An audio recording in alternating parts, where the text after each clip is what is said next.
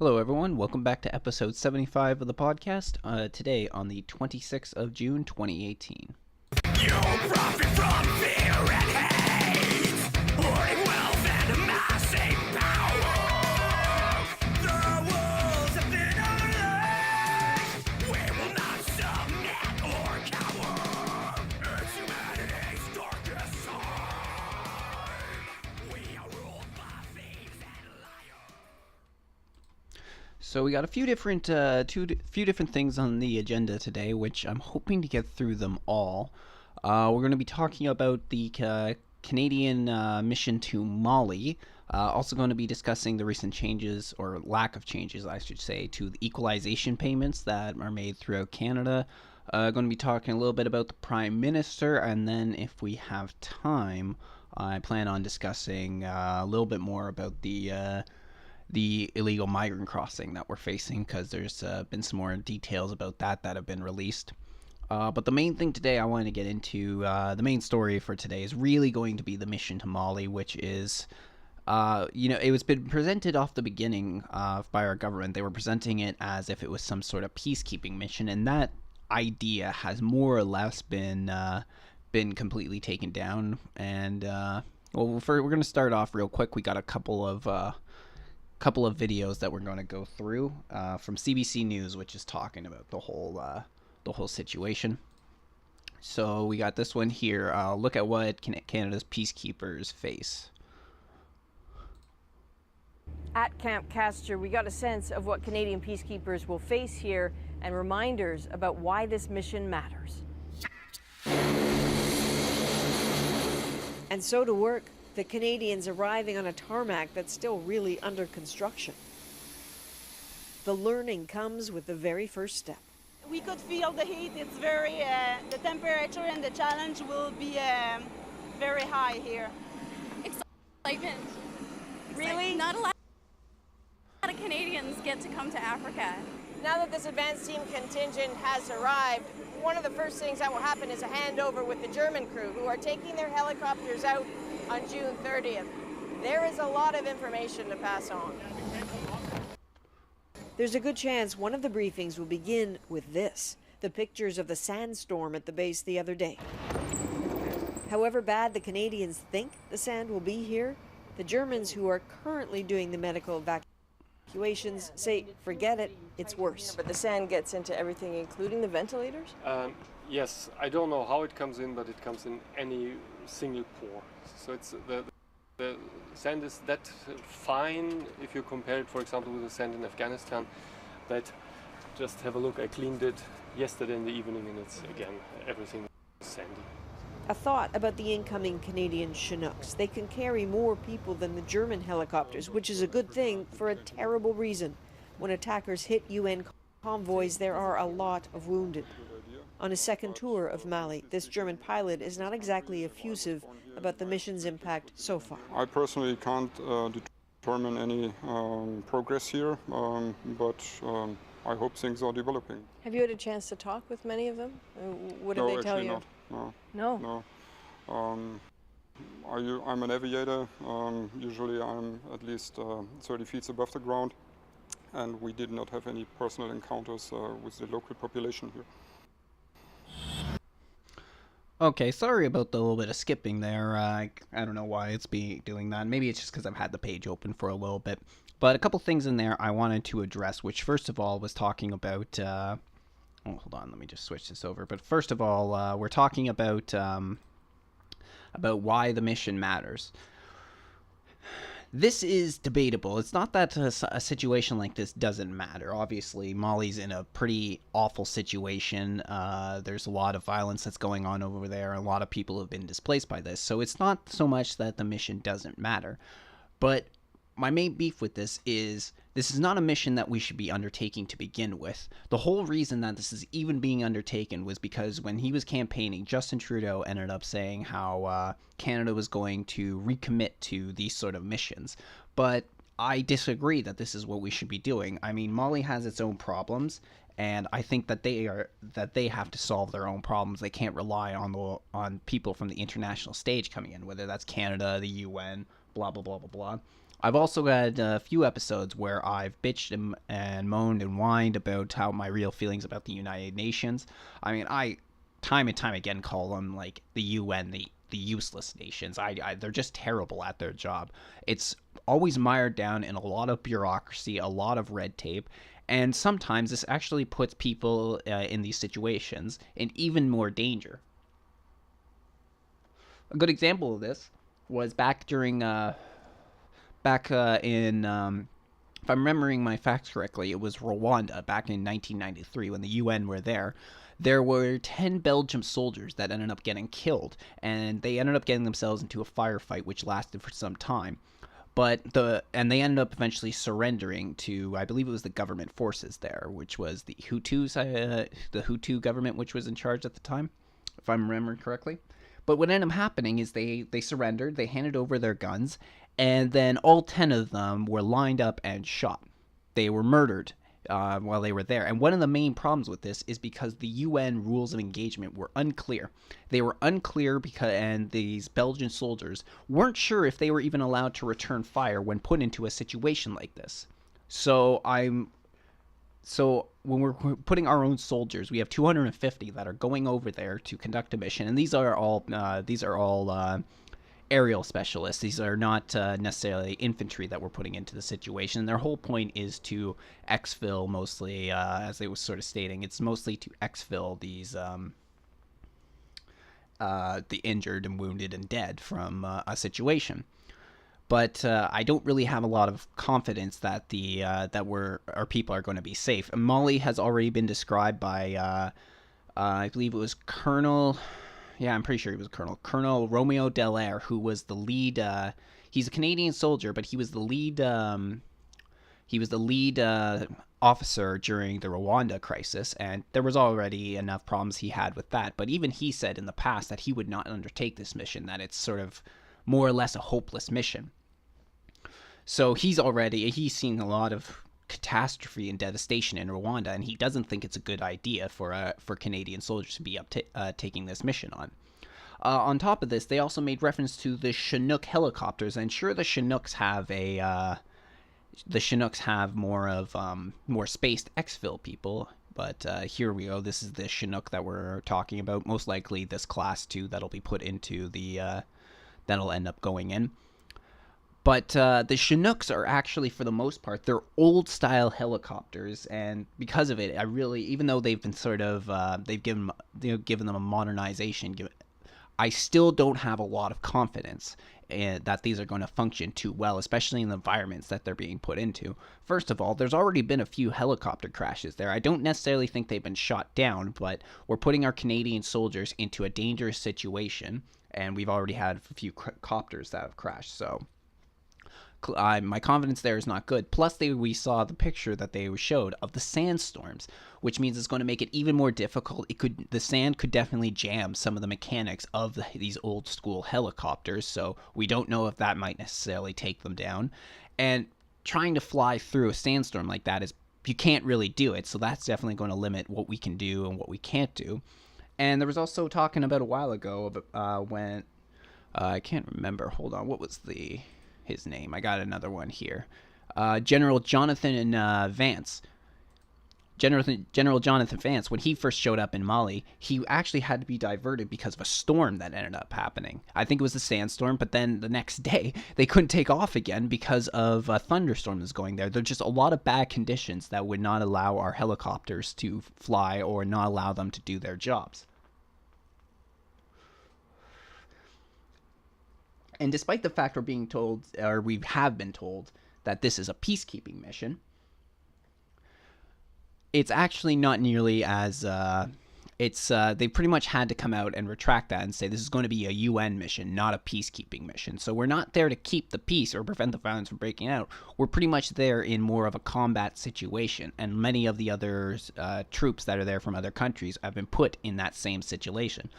Mali has been one of the most dangerous UN missions we've ever undertaken. We have had a bunch of people that have already been killed, and I actually forgot to pull that up. So let me see if I can find that, actually. It was on the UN website, so I don't think it'll be too hard to find.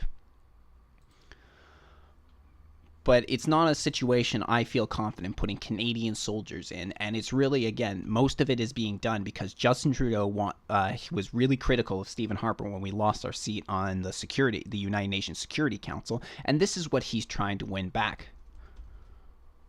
He's trying to get his seat back, and it's because he's a globalist through and through. So he's willing to put our people in danger simply because of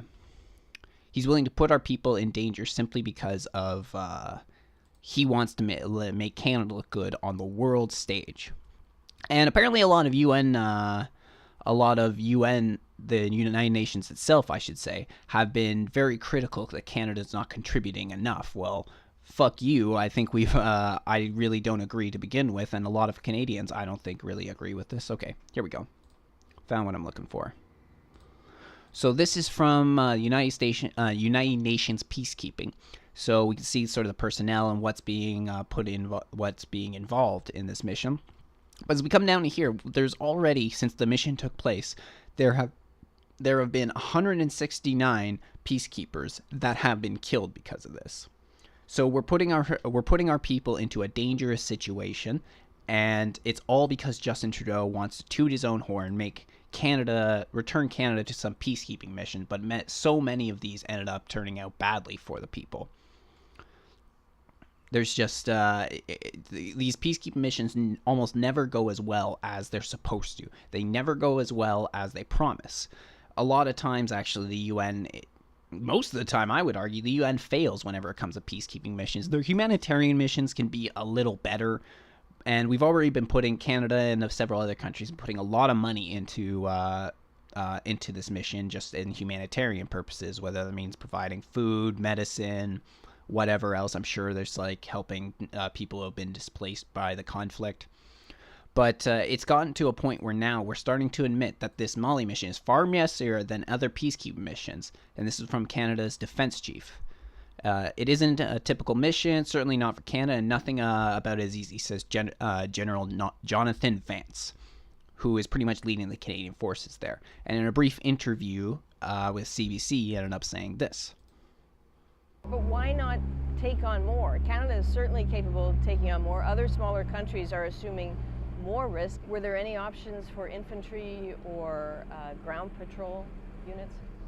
No, I offered no options in that regard because the mission didn't have any gaps and to this point does not have any gaps for that kind of a capability. They needed the helicopters because the Germans were leaving. What would change that? Nothing. Nothing. I think it's a hard date, Adrian. Hey, I just realized she had the same name as me. But why? There we go. So anyway, that last part where he says like what would change that, and he says absolutely nothing. They're actually making reference, even though they kind of cut it out. They're actually making reference to when the pullout date is, because the pullout date is a year from when we go in. So we're going in on August 2nd, I believe, is the date I saw. And they're saying a year from then we're done. We're pulling out. And it's just I don't even want to be there for that year. But the Germans have been there doing their bit for a while, and you even listen to what they've said about it and how exhausted their troops are, and it's not. And this is why it's just that this mission is not worth it. Not for Canada, not for America. I don't think America is participating, but not for Germany, not for any of these countries that are participating. It's just not worth our time. And if we go back and just look from that first video, what that German pilot ended up saying. Effusive about the mission's impact so far. I personally can't determine any progress here, but I can't determine any progress here. This mission is going on since 2013 and no progress, absolutely none. This just shows the futile attempt it is to being in Mali in the first place. One reason is because it's one of those missions where you can't really trust your allies much more than the enemy. The enemy here are a bunch of jihadists, but it's been stated several times that they really are not, that they're really no better than the enemy. Hold on, I think I've got it right here somewhere. Okay, here we go. All right, so this first paragraph right here, it says Canada's military has learned the lesson that your supposed friends may actually be working against you. That those professing a willingness for peace have never put down their guns, and that they are connected to narco trafficking and need the chaos to continue so they can profit from it. And this is the sort of people our allies that we're dealing with right now. This is from Canada heads into fight that may be unwinnable in Mali. No clear good guys, even among those welcoming foreign troops. And it says, starting in August, the Canadians are taking part in an aviation mission, relieving German troops who are part of a multinational UN mission that's been in place since 2013. The core of the mandate is the political process, says Arthur Butelli, who helped design the original UN mission. He sees all peacekeeping nations as there to support the conditions for peace, to allow political actors to move forward. But you should expect hostile forces. You should expect attack on convoys. You should expect improvised explosive device threats. Surface-to-air missiles are not believed to be present in Mali, but the airfield in largely lawless northern city of Gayo puts Canadian peacekeepers squarely in the area where the Malian government has little influence and where jihadis regularly attack peacekeeper bases. The question Canadian soldiers will be asking, said Ahmed, is who can we trust? And that's the big problem here in the Mali mission, is that we don't have any clear side. We don't have anybody here that we can actually trust. They're all sort of there for the people who are fighting against these jihadists are actually there for their own agendas. So why are we in here helping them do this if it's just going to lead into more chaos after we leave? If we're going to take a mission like this, we should have a clear side that we want to win. We should have a clear side that are our allies, not people that are just taking the opportunity to win the war for them, so that way they can go back to committing whatever atrocities that they want to commit. Because you can guarantee there's going to be plenty of atrocities even after the jihadists have been destroyed and Mali has been returned to, quote-unquote, a safe place or a safe country. It's not. It's not going to be a safe country.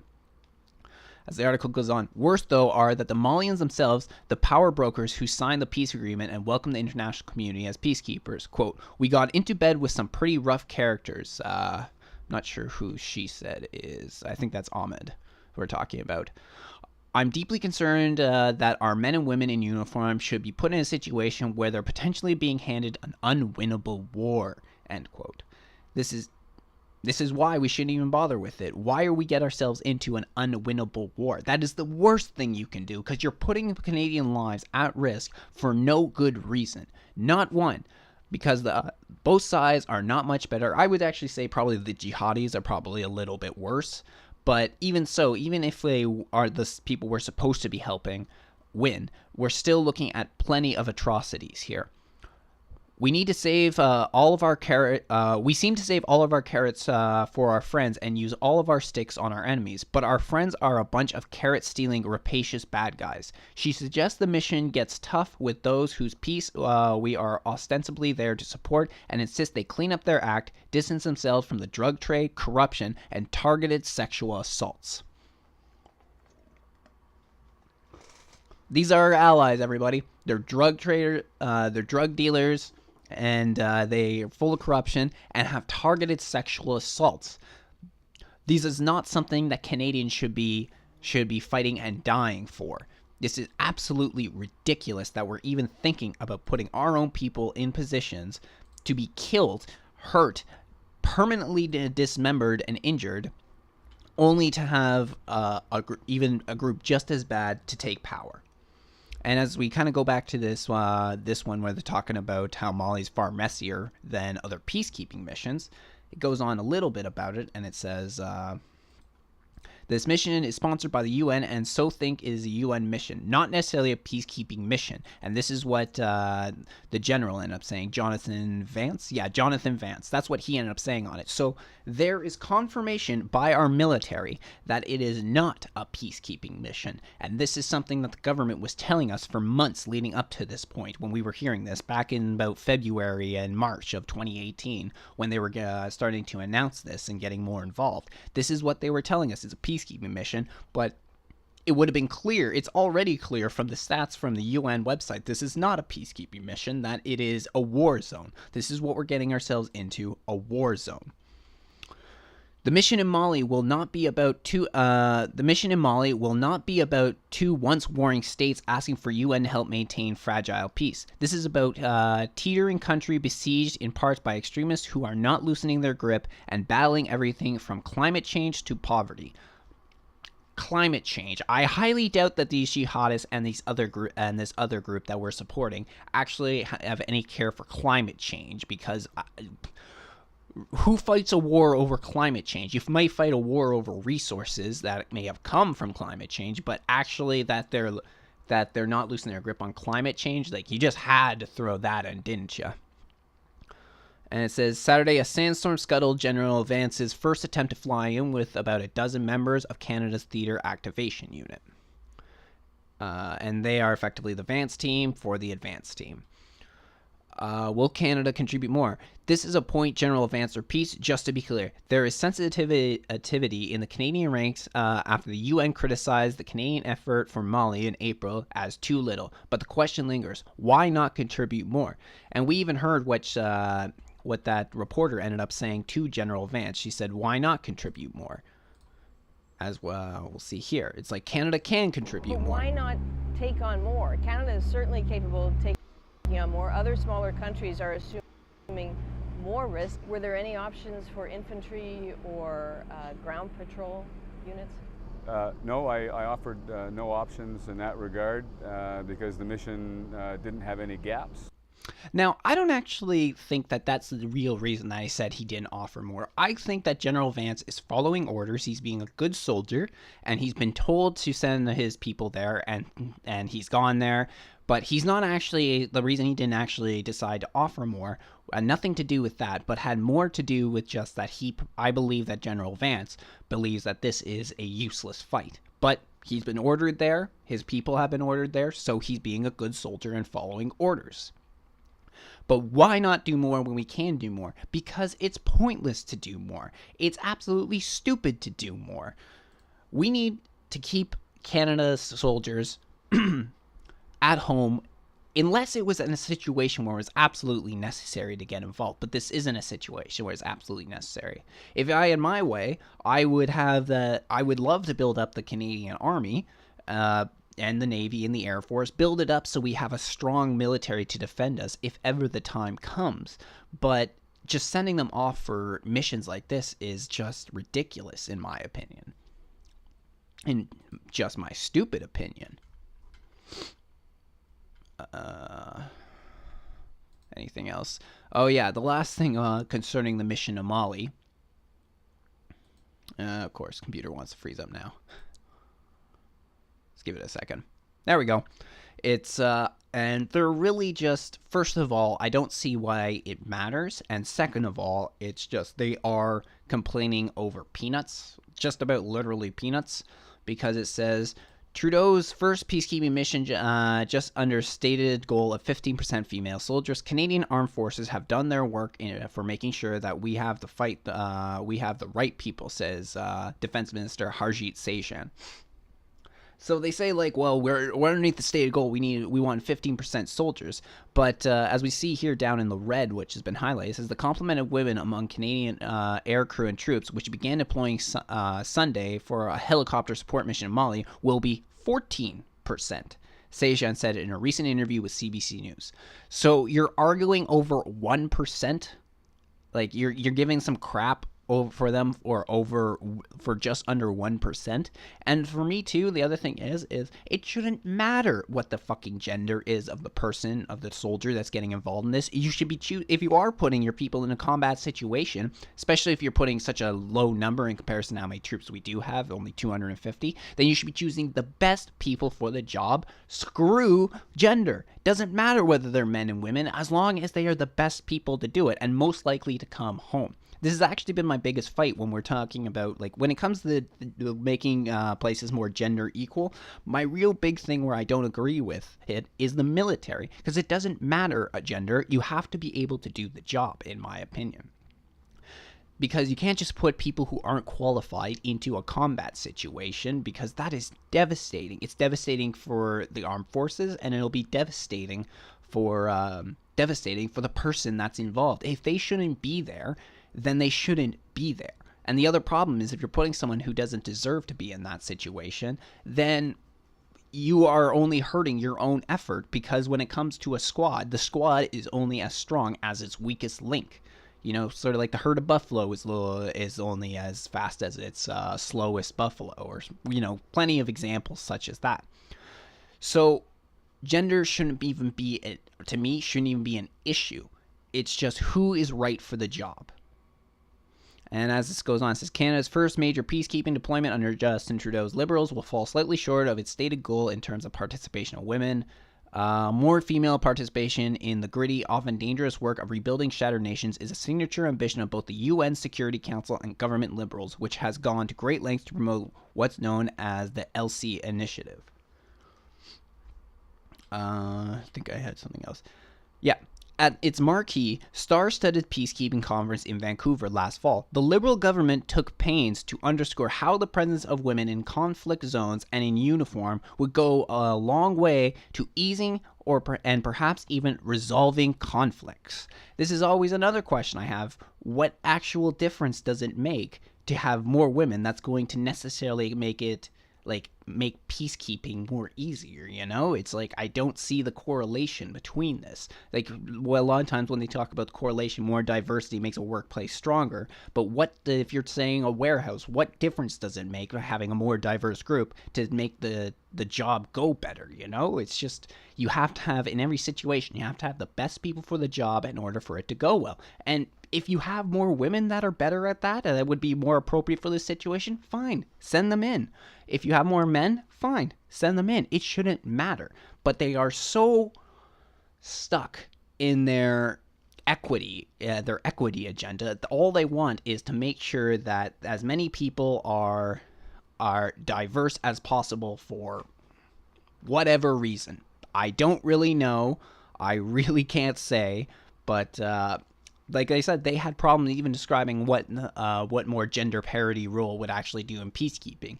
Well, again, first of all, we're not talking about a peacekeeping mission now. We're talking about a UN mission, which is much more combat situation. So it really doesn't matter, because once again, as I stated, you just need to have the best people for the job. The people who can stand the pressure, the people who can be in a firefight and get themselves out alive. That's really the most important part when it comes to this.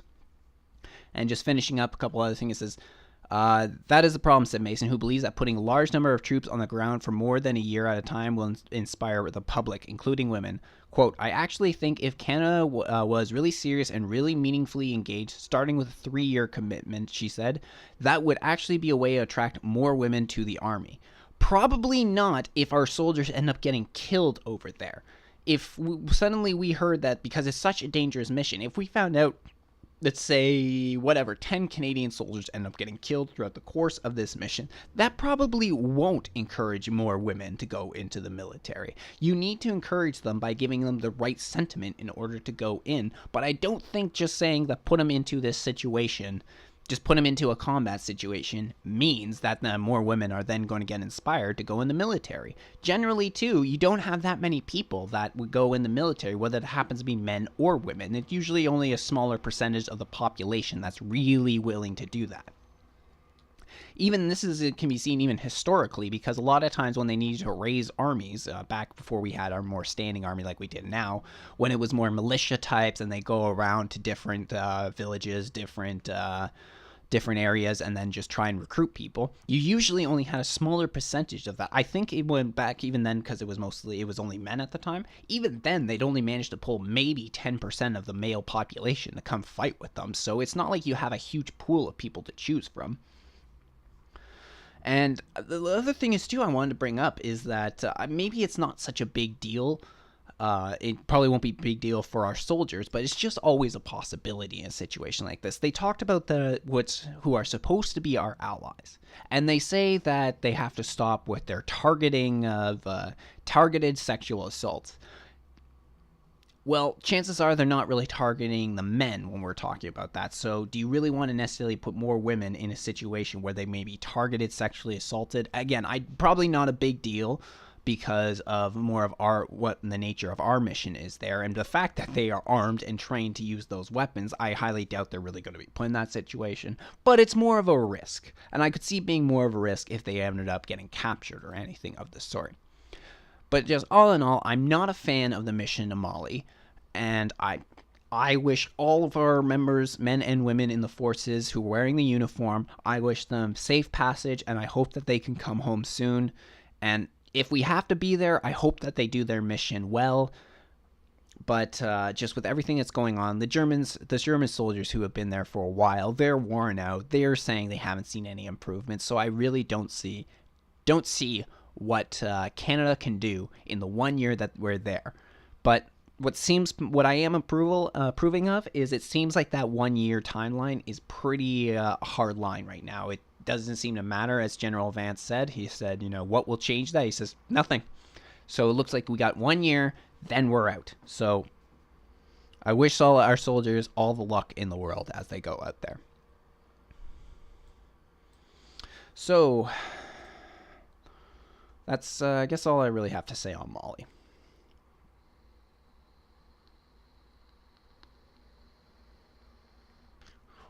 So let's get into the next story now.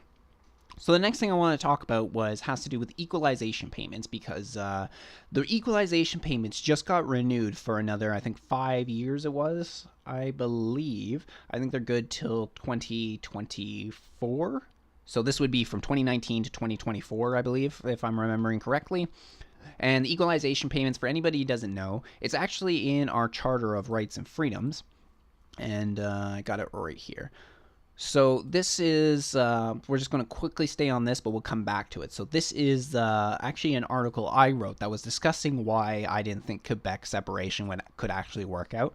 So this is from our Charter of Rights and Freedoms, section 36(1), and it says, without altering the legislation authority on Parliament and the provincial legislation or the rights of any of them with respect to the exercise of legislative authority, Parliament and the legislature, together with the Government of Canada and the provincial governments, are committed to promoting equal opportunities for the well-being of Canadians, furthering economic development to reduce disparity in opportunities, and providing essential public services of reasonable quality to all Canadians.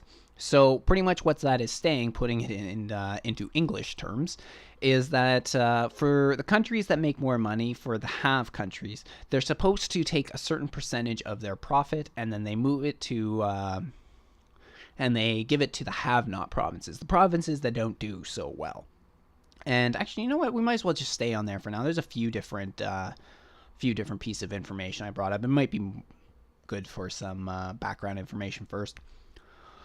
So I ended up writing this on Steemit, and one thing it said about it is how much money is transferred is based on a formula which measures the financial revenue on a per capita basis. The formula uses 5 criteria: personal income tax, business income taxes, consumption taxes, up to 50% of natural resource revenue, and property taxes, and miscellaneous. So a few different extra things in there.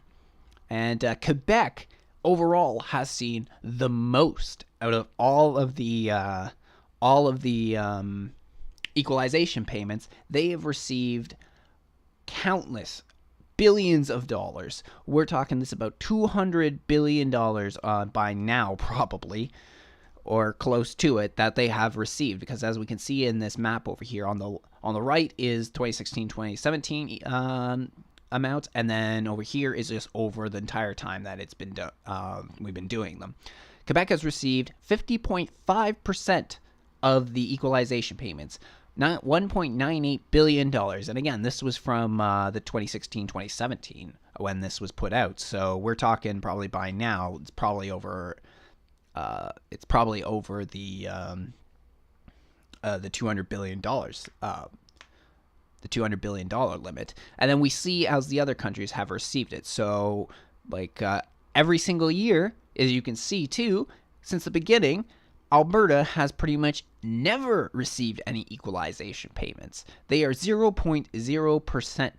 And then we have a few other areas. For instance, we got Ontario, which has received $17 billion, 4.2%.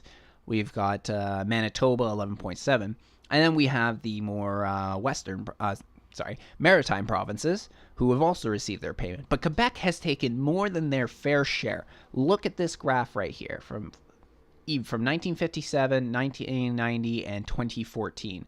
Blue is 1957, red is 1990, and green is 2014. And it has always been significantly more than the rest of the provinces. It's completely unfair. Now, don't get me wrong, Quebec has, I believe, the second largest province in Canada, but it also has a really high high standard of living. It also has one of the highest debts in Canada right now. Actually, they're saying that soon that they believe Ontario's debt will end up overtaking Quebec's debt very soon.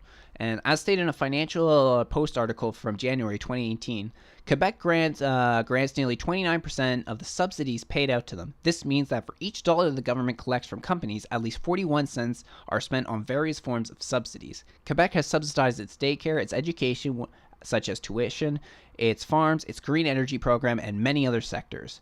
These subsidies require the assistance of the rest of Canada. Quebec takes advantage of the Alberta oil sands while refusing to allow the same benefit to other provinces, such as when they protest the Energy East pipeline that would have moved crude oil to the maritime provinces to be refined in those provinces, which would have brought in lots of jobs and money for the financial strained provinces on our east coast.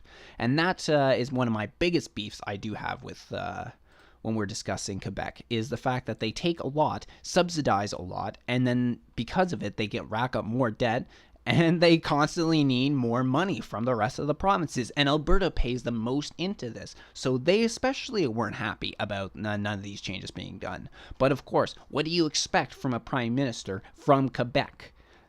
This is one of the main reasons, actually, I was saying that Quebec couldn't stand on its own as an independent nation, because it doesn't have the manufacturing to hold up what all the subsidies in there, and they have a crap ton of debt. They would probably just take on a lot more after they would take on a lot more if they were to separate. But yeah. As was one article from the Post was talking about, it's like the Equalization, Ottawa and Alberta are speaking entirely different languages. News broke last Thursday that the government was renewing the federal equalization program with no changes, but Alberta's United Conservative Party was ready for it. UCP leader Jason Kenney planted himself in front of some rail tankers' cars and took advantage of Alberta's mid-June bounty of sunlight, more than 17 hours, to shoot a web video excoriating the federal government for the decision. And we have the video right here. So we'll take a watch through what Jason Kenney has to say. Justin Trudeau just pulled a fast one on Alberta on equalization. The federal government has just let it slip that they've already decided to extend the current unfair equalization formula for another 5 years without any real negotiation or consultation with provinces. This is the same equalization formula that has had Alberta paying $20 billion a year net to the rest of the country, even when we've been in a deep and prolonged recession, with the highest unemployment outside of Atlantic Canada, with Calgary having the highest unemployment of any major city in the country, when incomes have been down and unemployment has been up, yet we've been forced through our federal taxes to subsidize daycare rates, tuition rates, and lower corporate taxes in other parts of the country like Quebec. Parts of the country where politicians have done everything they can to block Western Canada's resources that basically generate the wealth that is transferred through equalization. But Justin Trudeau was supposed to wait until next spring to renegotiate this with the provinces. He didn't. He's pulled a fast one on us and jammed these changes through. This shows us just how totally ineffective the Alberta NDP alliance has been with the federal Trudeau Liberals. Basically, our Premier and NDP government won't criticize or challenge the federal Liberals on anything. Not on the veto of the Northern Gateway pipeline, or the killing of the Energy East pipeline, or the surrender to Obama on the Keystone XL veto, or the refusal of the federal government to use meaningful leverage to stop the NDP's obstructionism of the Trans Mountain Pipeline in British Columbia. So all we've gotten is a threat of a federal carbon tax, new pipeline rules that will make it impossible to get a pipeline built in the future, and now an extension of unfair equalization rules that has Alberta paying about 80% of the freight for the transfers across the country without connecting that to market access for Alberta energy. This is wrong, and I guarantee you that a united Conservative government in Alberta will fight for fairness in the Federation, including on equalization, without relent. So this is why there's always such a separation from Western Canada to Eastern Canada, because of course Albertans feel that this is unfair. I mean, they're always paying the majority of it every single time. I mean, I think BC sometimes pays a little bit into it as well, but all in all, it's Alberta that really is the main punching bag for these equalization payments. So I really can't blame them. And the thing is that as profits from the oil sand has dropped, as these pipelines have been finding it harder to build and they can't get their resources out from the oil sands, they are starting to lose their profits. They're starting to lose their own standard of living. It's been actually reported before how the standard of living in Alberta has been dropping steadily over the years, especially underneath the NDP government that's out there. So before, Alberta has been like the one reason that they might be okay with it in the past, or maybe not okay, but they've been at least tolerant of the equalization payments, has to do with the fact that while they could afford their own standard of living, if the federal government was starting to siphon off this money to other provinces, it's not as big of a deal. But it has now become a big deal as their standard of living is dropping. So they're saying, well, we're now finding it harder and harder to put food on our table and afford the basic standards of life, and we've got to send our money over to Quebec, who is subsidizing everything and racking up their own debt, and because of it, they can't sustain themselves, that they're demanding, give me more money, give me more money. Quebec has always been a province that demands so much from Canada while giving so little back. I don't really see why so many of our prime ministers, so many of our governments want to keep Quebec happy, because Quebec stands alone for the most part. Maybe something like Newfoundland, maybe a little more closely connected to Quebec. I could be wrong on that, but I think there's also a large French population in Newfoundland as well, so it would make a little more sense if they were. But all in all, Quebec more or less is its own independent province. They want the special treatment of being called a nation within a nation, and then at the same time, they demand Canada give more and more and more. Because the last time that Quebec was threatening separation, a few years ago, it was a referendum that did not go over well for the Quebec nationalists over there. They were, I think they only got like 33% of the people who said that they would even want to separate from Canada. So the whole idea of separation is dying out in Quebec.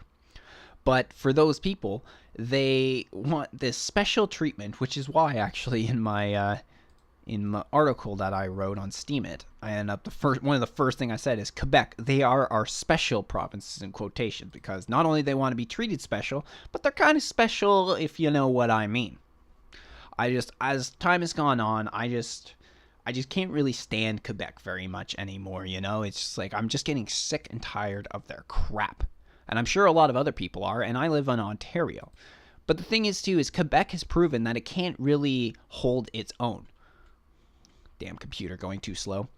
Because Quebec has one of the largest populations in Canada. It has the second largest population, actually, next to Ontario. So as we see here, this is from StatsCan, from 2017, the population.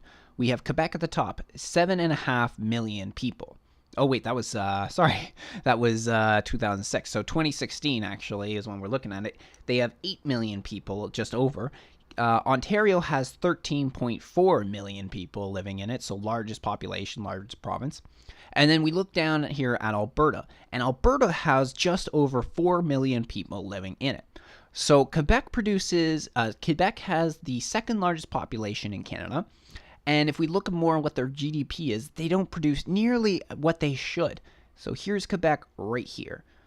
So we can kind of see as we look over its real GDP, its nominal GDP, and we look at what the percentages are, and then we can compare that to other provinces as well, and it's just they don't do nearly as well. I mean Ontario, this one right now, it's looking a little better, but because of the fact that they subsidize so much, their GDP just sucks. And we have Alberta, which is actually keep pretty much staying on task with them for the most part year to year.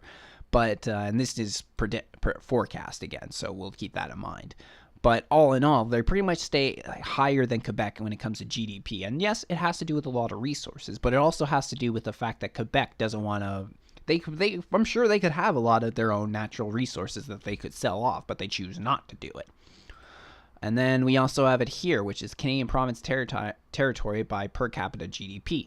And we look at it, Alberta's per capita GDP, which again, remember, it is actually just a little, their population is about half as many as the people in, about half the people in Alberta, yet it's only a little bit higher than Alberta's GDP in millions. And of course, Ontario has the largest population. It's also one of the largest manufacturings. And even Quebec itself seems to have some manufacturing that goes on over there.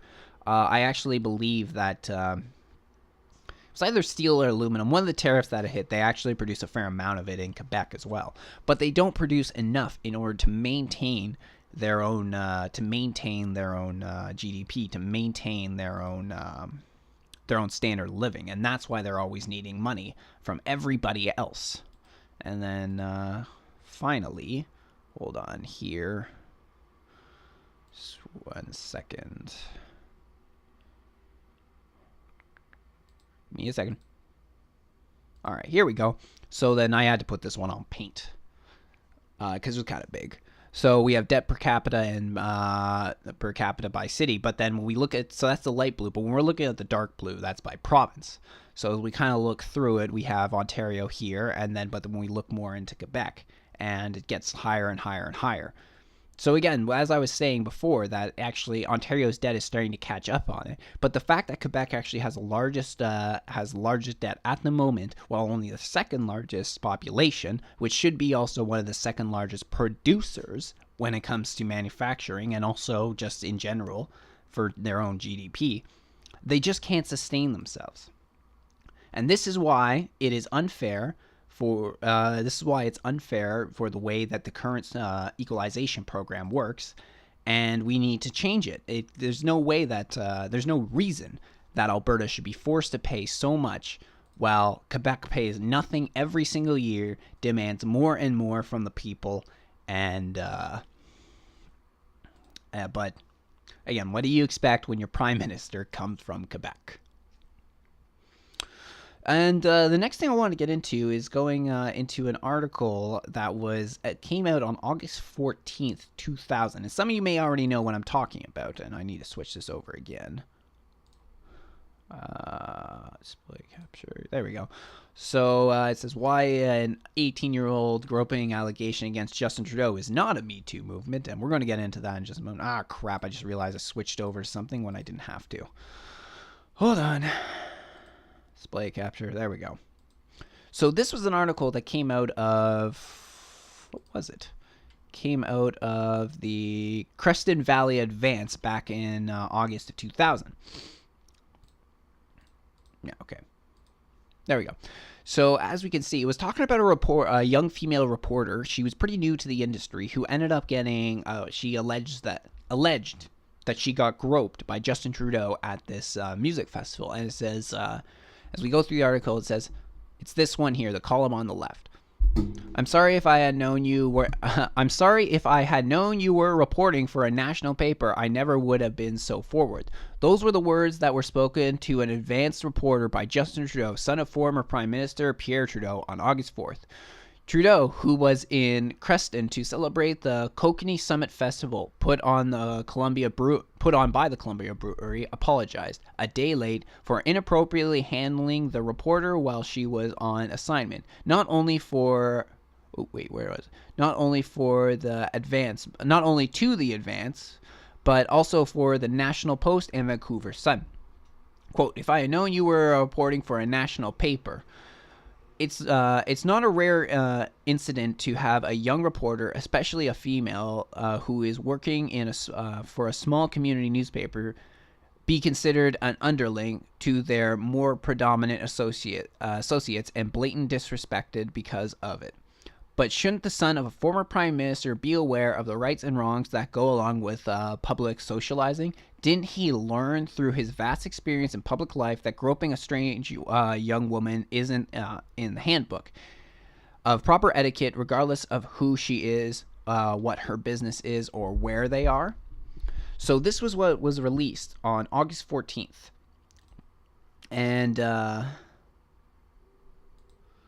And so now it's starting to come out again. And this is actually due to Warren Kinsella, who is a political commentator. He's also actually used to work for the Liberal Party, but he's been hit and miss on Justin Trudeau. Sometimes he criticizes him, sometimes he doesn't. But he was the one who kind of brought this to light. And he said that this article was handed to him by someone who worked for the member of Parliament. So and the National Post come out with this, and it says why it's not a Me Too moment. The Prime Minister's office says Trudeau does not recall any negative interaction during his visit with a music festival in Creston, BC in 2000. Now, here's the thing that mostly has to go along with this. It's an allegation, so we do have to... Justin Trudeau, just like everyone else, deserves his right to due process, so that doesn't... By the way it should work, he should not have to have anything... he shouldn't have to actually worry that just an allegation would come back to haunt him, that it should actually be proven in the proper ways. Whether that's in court or whatever way it happens to be. But let's use Trudeau's logic against him. This is a man that said that whenever a woman comes forward to make an accusation of sexual assault, she has to be believed. But Trudeau's response and his government's response have been that he doesn't recall any negative interaction with her during his visit. Well, Trudeau was the one who said, believe the woman when she comes forward regardless, so then that should mean that it doesn't matter whether Trudeau doesn't remember having an allegation put against him or whether he was inappropriate in his actions against the young reporter. It's just the fact that she came forward with this allegation, with this comment, means that she should be believed. But this is not what Trudeau is doing, and he is not given the benefit of the doubt to this young woman. And you never really know. It could be... It could be a false allegation, but apparently when the National Post was speaking to some people that she was associated with, they more or less said that what she wrote in her article there that we just read was pretty much what they told her, what she told them had happened at the situation. And at first she decided she was going to keep it between her and her editors, but then they said that, but then, whatever, a week later or whatever it was, she ends up coming out with this editorial about the situation. So clearly she didn't, but they said that the facts that they were told from the situation match up with what she put in her article. It says, the Prime Minister's office gave the Post a statement earlier this month saying Trudeau does not recall any negative interaction during his visit to Creston that year. Presented Friday with the contemporaneous account from Bourne and Bell, Trudeau's office reiterated the original comment. Bourne and Bell were the two people that we were talking about that this young reporter ended up speaking to about the situation, who more or less verified the facts of the story that she told them. And as we go on, it says, it is not clear, however, that the allegation fits the template of Me Too's that has so often exposed a pattern of inappropriate behavior towards women by a man in position of power. Really? It's supposed to be a man in a position of power, or at the very least he has the social standing, so that would put him in a position of power, even though he's not in politics yet. But now he is a man in a position of power, and this is the way he's conducting himself by Trudeau's logic, then he should have to step down. He should not be able to hold that power, using Trudeau logic. The Post is not aware of any other such allegations against Trudeau. And goes on to say, hours before President Trump landed in Canada on Friday, this is concerning the G7. 18-year-old allegations that Justin Trudeau once groped a reporter resurfaced on a website sympathetic to the president. Canada's bureau chief Catherine Porter wrote Breitbart covers of the allegation. Coincidence? Maybe, maybe not.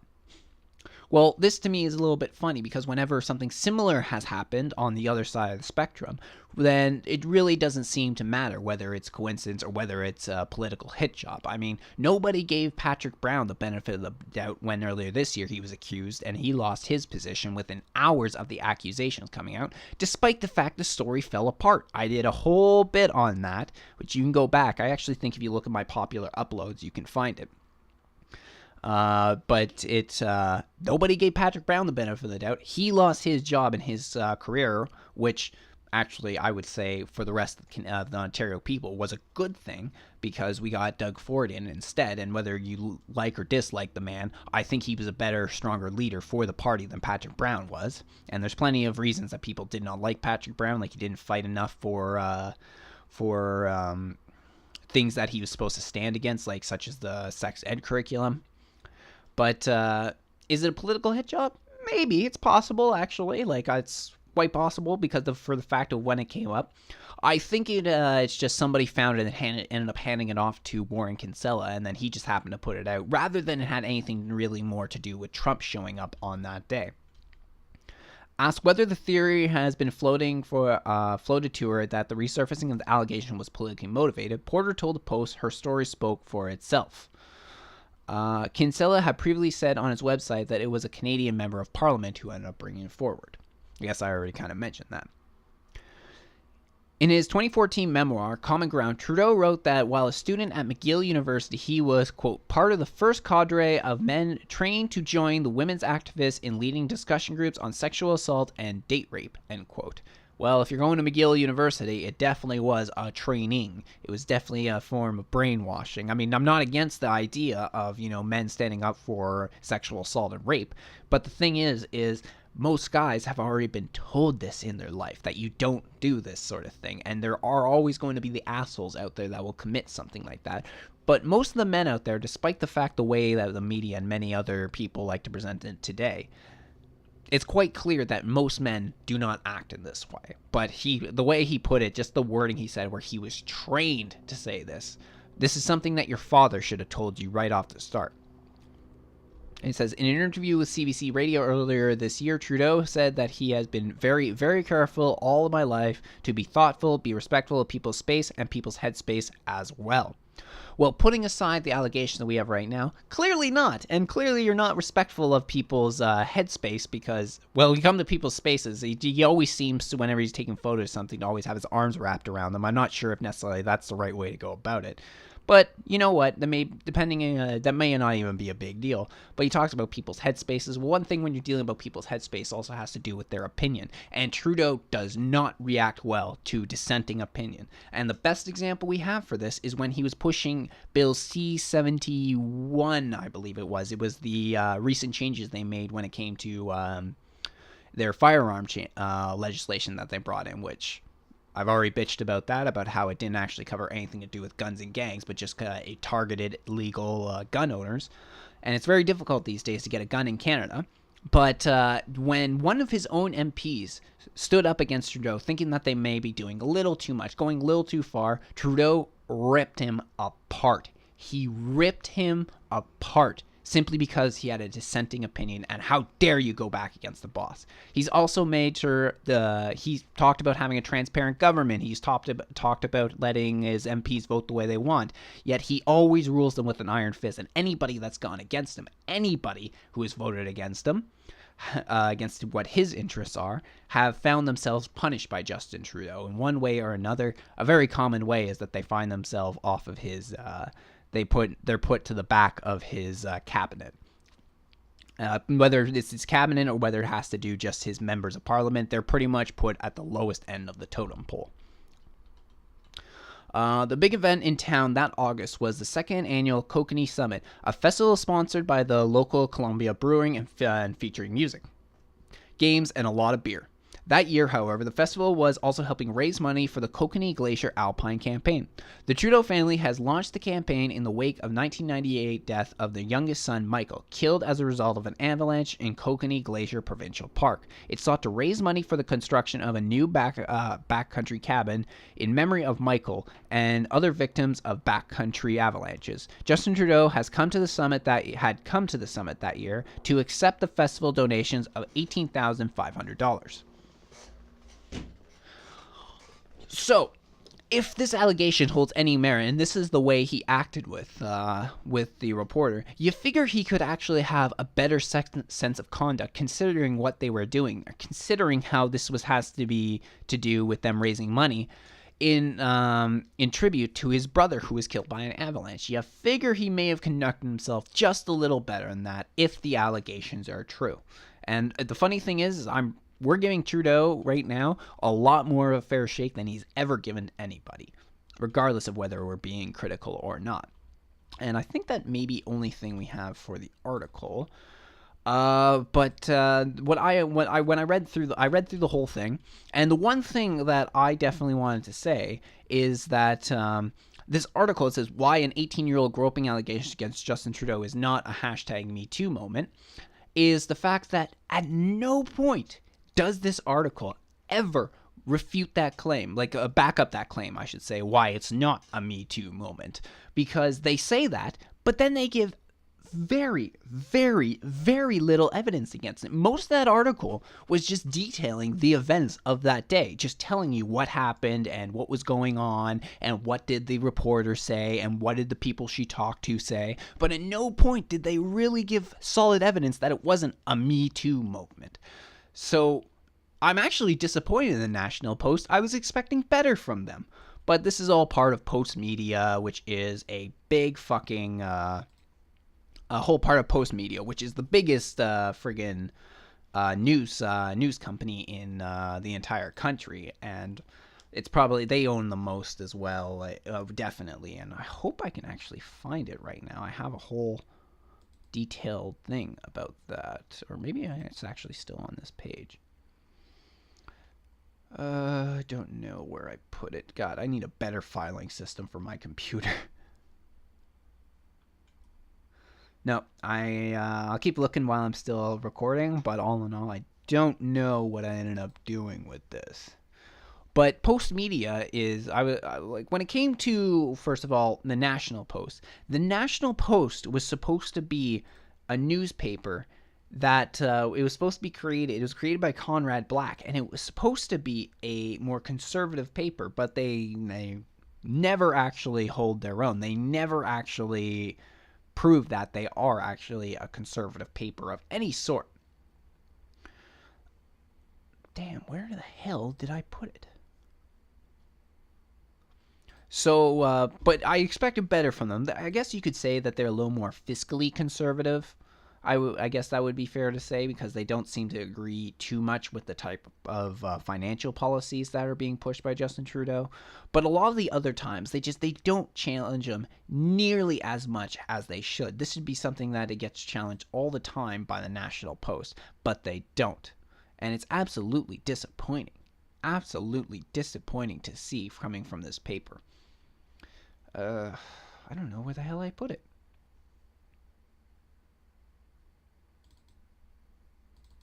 Here maybe? No, on there. Yeah, I don't think I can find it. Oh, wait! Aha, I got it. I think I may have shown this before.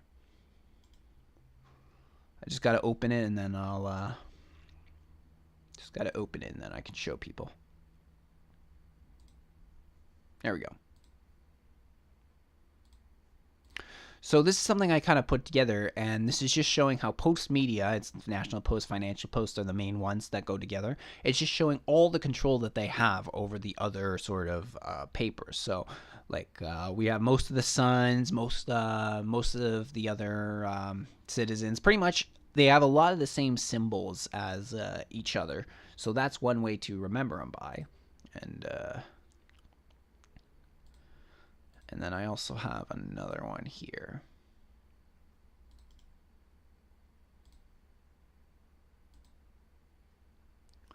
Yeah, and then this one's covering Bell Media. And it just shows how there's definitely a form of control that is being put over all the different types of news that we have. All the different news that we have available for us here in Canada. And so, you got to take all these news sources with a grain of salt. They really can't necessarily be trusted as much because there is definitely a corporate hold over each one. And then that's also my other problem when Justin Trudeau started subsidizing these smaller papers, is that most of the good reporting these days comes from the smaller, more local papers because they're a little more desensitized. Oh, I actually found another one that's very good. I'll show that too before I sign off.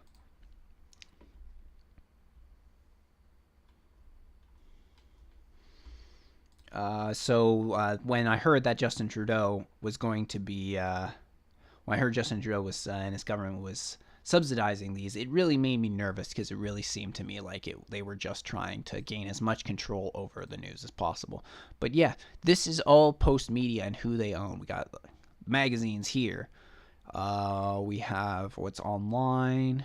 Wow, I missed that big time. But then we just have all these community papers that they own right over here. And this is just so Post Media is the biggest out of all of the newspapers that we have available to Canada. All the media sources, they own the most. So this is why you got to take, especially when we're talking about this, with a grain of salt, because I feel like the fact that they have so much of their industry that has been so they have such a hard control over the industry. It is a monopoly that they have. So you just really got to be careful when dealing with these people.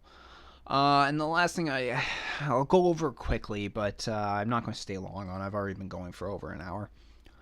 But it's this here was what I was going to make reference to, which is the Toronto faces having to close community centers, cancel programs to house migrant tide from U.S. In a few weeks, 800 migrants in college dorms must give away to students. But city shelters are full and the system is at a breaking point, Mayor John Tory says.